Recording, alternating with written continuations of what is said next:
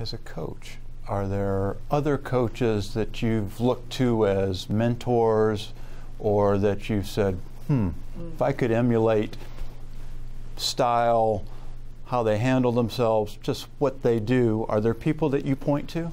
Joanne P. McCauley, who's at Duke, she's a really good friend of mine. She's a mentor and a friend, and I love how she gets the most out of her players.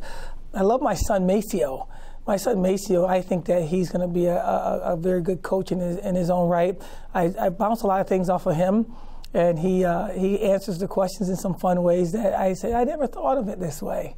And I have my philosopher as my husband, who, you do the pillow talk, you do the home talk, and he and I are so different. I'm like, and he's so calm.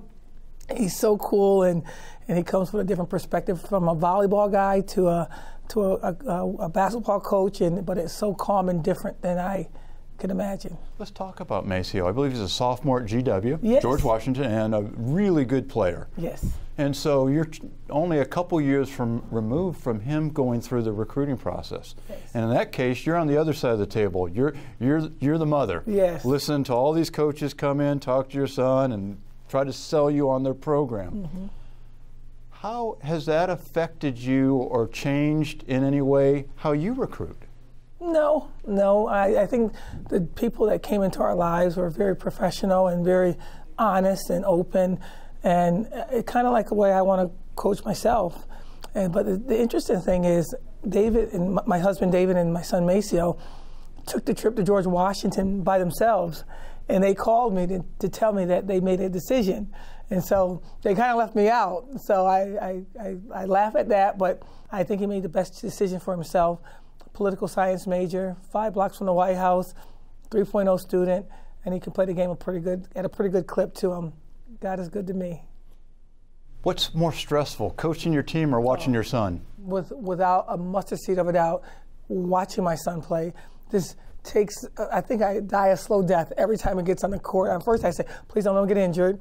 And then I want him to be great. Then I want his team to win. Then I want all these things go through my mind. I'm like, after his game, I'm so exhausted. I'm like, did I just run 10 miles or what? I just watch. So I understand what these parents go through, because I go through it with them. It's not easy. It's not fun. But I trust the people that's in charge of him, and I trust he's going to give his best effort. Let's talk about recruiting. It's such a key part of being a college coach. What makes a good recruiter? I don't know. I don't even know if I'm a good recruiter. I just tell the truth, and I don't recruit kids that's what people call the top 20 in the country, top 30, and look on these things. Oh, I got to recruit her because of that. I recruit kids that can fit the style of play that I coach, that can play for me. I'm not easy, and those kids aren't always right here in their backyard. The majority of my kids come from overseas. I like the mature athlete. I like the kid that don't need to be chased to class. That could be a junior college kid or a regular 4-year prep school. I just want somebody to understand that when they come to Buffalo or play for me, the challenge is you have to give 100% to yourself every day. Every single second is always something that I'm watching to make certain that young person leaves me 4 years later. That's going to be a product of our society. It's going to be a viable option. So I don't get a lot of kids that's amazing, because I look real deep down to find the right ones for me. You know, we're less than a year removed from, last year was a tremendous season for the Bulls. You're having another good season this year, I would add, but you make it to you win a division title, you make it to the conference tournament finals, a great game there, at-large bid to the NCAA tournament, and then you go in and knock off 6th-seeded South Florida and 3rd-seeded Florida State on their floor. What has that meant to the program? Growth. Just growth.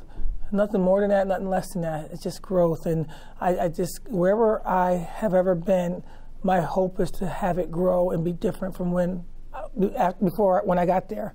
And if I can see growth in all that I've done, I feel like we've accomplished something. And it doesn't always equate to wins. I thought we grew Indiana. I thought we grew Hofstra. I thought we grew Michigan State and the other universities I've been through. And sometimes you get some hard lessons and you cry about certain things. But if I can see growth, I feel like then my time was not in vain there, and nor did they make a bad decision by bringing me to be a part of their university. So we've grew this thing here at Buffalo. We grew it incrementally, but there's a lot more area up top that we want to take it. And as long as I'm here, I want to continue to see that one word called growth. What's your, you probably have lots of great memories of NCAA tournament last year, run to the Sweet 16. What's your best memory of that time? Well, it was when that freshman class last year graduated last year. They came in and they're like, Coach, we may not be the best talent, we may not be the tallest or the fastest, but we're going to be the most committed. We're going to stay to the end, and our hope is that we can make you proud.